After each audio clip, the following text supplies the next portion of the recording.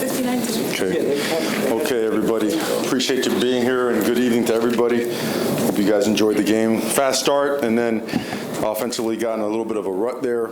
Made some careless errors. We got to coach and play that part better, but really good response in the second half, albeit some of the penalties, the post-snap penalties, which we have to be better at. But all in all, it was good to play a lot of players tonight. Certainly a lot of young guys got action and actually played at a high level, particularly defensive line. They seem to get relentless pressure on the quarterback and do a good job stopping the run.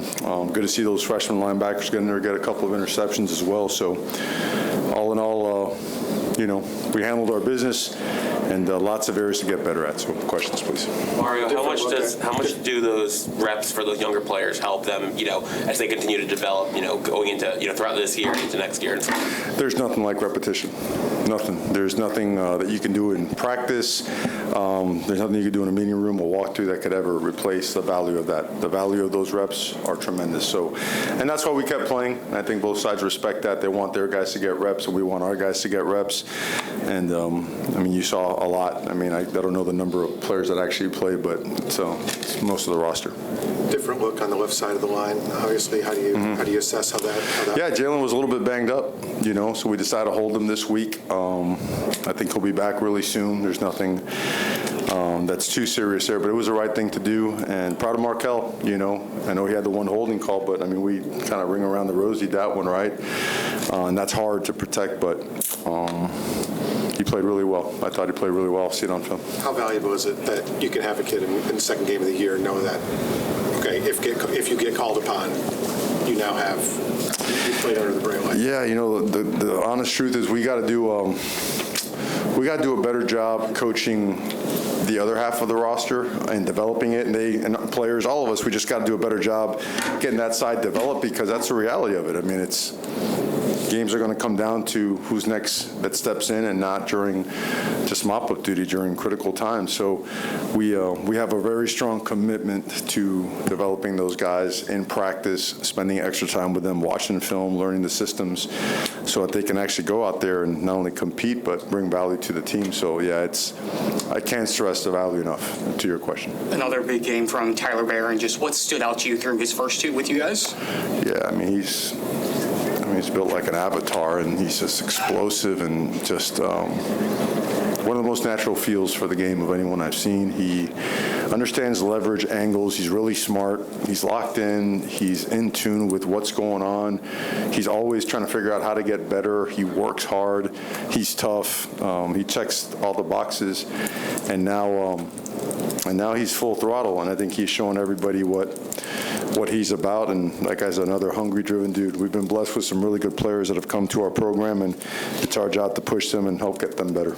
Mario, what are your thoughts about the Florida A&M quarterback, Daniel Richardson? He looked pretty good to me. Yeah, great player, tough.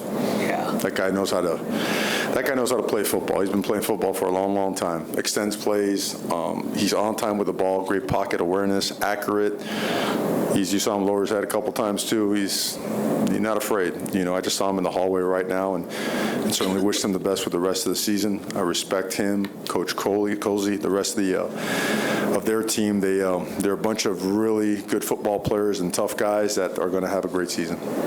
Mario, I think you guys ran the ball when the ones were in and stuff, I think 15, 16 times, give or take. I think Fletcher and Martinez had 15 combined, and not for lack of effectiveness. I guess, how did you determine how much you'd kind of divide between throwing and running tonight?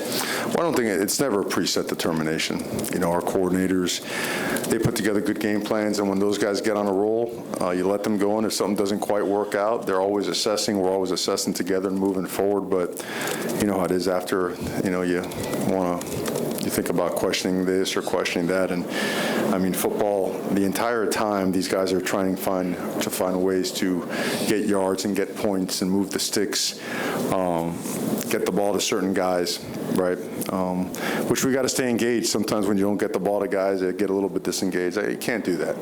That's bull. That's baloney. So, but no, there's no set number of snaps we want to hand the ball off. Wesley's play seemed to set the tone. Oh yeah. Yeah, the No, the ones defense, I don't know what they held them to rushing-wise, but I believe it was maybe in the 20s, maybe a little bit less. I know they sprang that one run. And early we pulled them out and got some reserves in, and they started bending a little bit, so we'd have to put them back in the goal line stand or whatnot. So, but then when the reserves started playing well, then we let it roll. So, but Wesley is off to a great start, had a great camp, and certainly the best is yet to come for him. Zaquan made a couple of nice plays tonight, just He did. Reacted fast. He was locked in. Yeah. It was locked in. He had an interesting realization this week that's like, man, this college football stuff is hard. It requires a lot of time. I got to learn my stuff to be effective, be successful, and that he was going to do it. And he had much better practices, and he earned the trust to go out there and to play, and he did not disappoint. And another one that we got to continue to do a really good job developing our young guys and playing them. Mario, it's only been 2 games, so can you find any other superlatives for Cam Ward and his play and how he's leading his team thus far? Yeah, you can see what he brings to the table.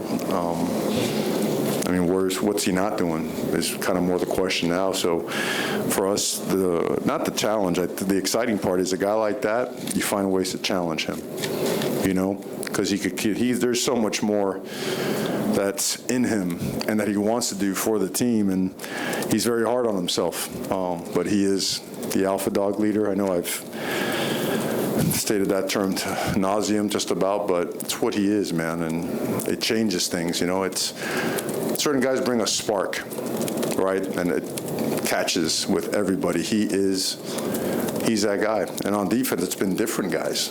You know what I mean? You see Tyler Barron do it. Wesley did it, right? A couple Mesidor, has done it. Misha's done it. So an absolute, he's a real one, man. He's a stud.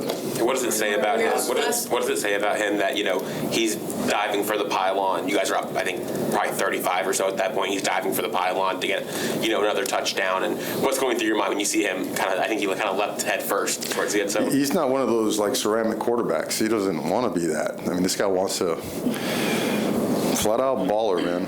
He wants to play ball. And remember, he wanted to come to Miami to win and win a championship, and he wanted to improve himself as a player. And he is doing all those things. He is like actively and with purpose, has identified those things and is pursuing betterment in all those areas.